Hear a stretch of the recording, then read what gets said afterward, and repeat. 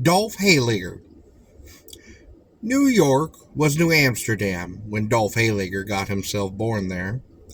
He was a graceless scamp, though a brave and good-natured one, and being left penniless upon his father's death, he was fain to take service with a doctor, while his mother kept her shop. This doctor had bought a farm upon the Isle of Manahoots, way out of town, where 23rd Street now doth run.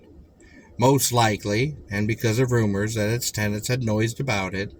he seemed likely to enjoy the responsibilities of landholding, and none of its profits. It suited Dolph's adventurous disposition that he should be deputed to investigate the reason for these rumors, and for 3 nights he kept his abode upon that desolated old manor, emerging after daybreak in a lax and pallid condition, but keeping his own counsel, to the aggravation of the populace, whose ears were very burning for the news. Not until long after did he tell of the solemn tread that woke him within those small hours, of his door softly opening, though he had bolted and both locked it, of a portly Fleming with curly gray hair, reserved boots, and a slouch hat, tank and doublet, who entered and sat upon the armchair, watching upon him until the cock did crow. Nor did he tell how on the 3rd night he did summon courage, hugging his Bible and a catechism to his breast for confidence, to ask the meaning of the visit, and how the Fleming arose, and drawing Dolph after him with his eyes, led him downstairs, went through the front door without unbolting it, and leaving that task for the trembling yet eager youth, and how after he had proceeded to dispose well at the bottom of the garden, and vanished from sight. Dolph brooded long upon these things, and did dream of them within his bed.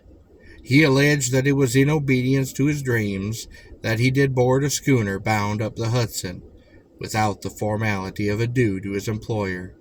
and after being spilled ashore in a gale at the foot of the Storm King, he fell into the company of Anthony von der Hevden, a famous landholder and hunter, who achieved a fancy for Dolph as a lad who could shoot, fish, row, and swim, and did took him home with him to Albany. The here had commodose quarters, good liquor, and a pretty daughter, and Dolph felt himself in paradise until led to the room he was to occupy, for one of the first things that he set upon his eyes in that apartment was a portrait of that very person who had kept him awake for the worst part of those 3 nights at the Bowery in Manhoots. He demanded to know whose picture it was, and learned that it was that of Kilian van der Spiegel, burgomaster in Kermegen,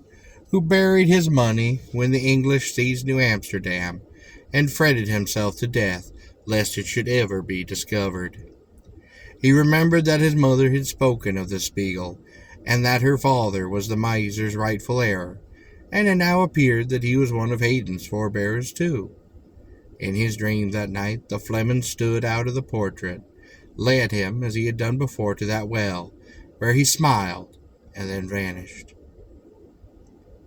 Dolph then reflected, next morning, that these things had been ordered to bring together the 2 branches of the family, and disclose the whereabouts of the treasure that it should be inherited. As full as he was of his idea, he went back to New Amsterdam by the first schooner, to the surprise of the heir, and the regret of his daughter.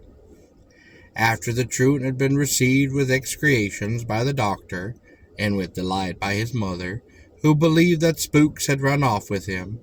and with astonishment as a hero of romance by the Republic, he made for the haunted premise at the first opportunity, and began to angle upon that disused well. Presently he found his hook entangled in something upon the bottom, and on lifting slowly, he discovered that he secured a fine silver porringer, with lid held down by twisted wire. It was the work of a moment to then wrench off that lid, and when he found the vessel to be filled with gold pieces.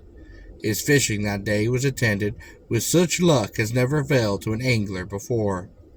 for there were other pieces of plate down there, all engraved with the Spiegel arms, and all containing treasure. By encouraging the most dreadful stories about the spot, in order to keep the people wide away from it, he accomplished the removal of his prizes bit by bit from their place of concealment to his own home. His unaccounted absence in Albany and his dealings with the dead had prepared his neighbors for any change in himself or his condition, and now that he always had a bottle of schnapps for the men and a pot of tea for the women, and was good to his mother, they said that they had always known that when he changed it would be for the better, at which his old detractors lifted their eyebrows most significantly, and when asked to dinner by him, they did always accept. Moreover, they did make merry when the day came round for his wedding with that little maid of Albany. They likewise elected him a member of their corporation, to which he bequeathed some of the Spiegel plate,